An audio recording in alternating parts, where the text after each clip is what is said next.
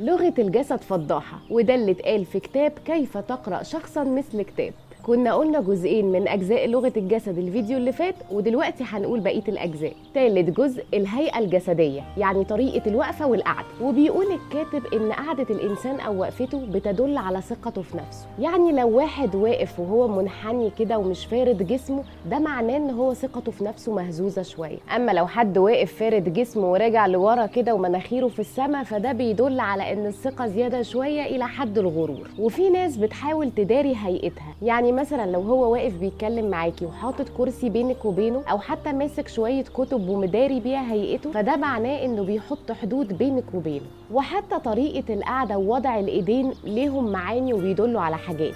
فمثلا الشخص لو قاعد ومشبك ايديه، فمعناه ان هو متحفظ شويه وبيداري على حاجات. ولو حد عامل ايده كده زي الهرم، فمعناه ان هو مسيطر على القعده او على المكان او على الكلام اللي بيتقال. وبرده لو حد بيتكلم وهو حاطط ايده في وسطه، فده معناه برضه ان هو مسيطر. الجزء الرابع نمط الحركه، فبيقول الشخص اللي ماشي بسرعه وايده عماله تتحرك، فغالبا ده شخص مبسوط او شخص مستعجل عادي. اما الشخص لو ماشي ببطء وحاطط ايده في جيبه وباصص تحت، وغالبا بيبقى شريد الذهن، فالشخص ده زعلان او بيفكر في حاجه مأثره عليه، او هو اصلا كئيب وانطوائي. والشخص الواثق في نفسه اللي لسه حالا ناجح في حاجه او عامل اي انجاز، بيبقى ماشي رافع كده راسه ومطلع مناخيره في السماء، وواثق الخطى يمشي ملكا، زي ما قالت الست ام كلثوم. الجزء الخامس والاخير من لغه الجسد هو اللمس. فمثلا السلام العادي اللي بتسلمه على الناس ده مفيش منه مشكله، مفهوش لغه. انما لو حد بيسلم على حد وايده فوقيه، فده معناه ان انا ليا القوه عليك، او بحسسك بالامان وبطمنه.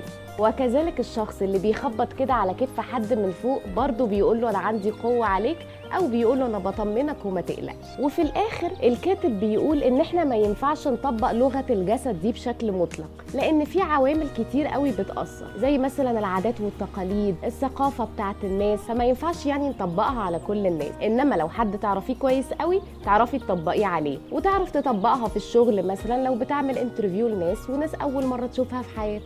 وخلاص. انا فيروز يسري، ودي حكايه قبل اليوم.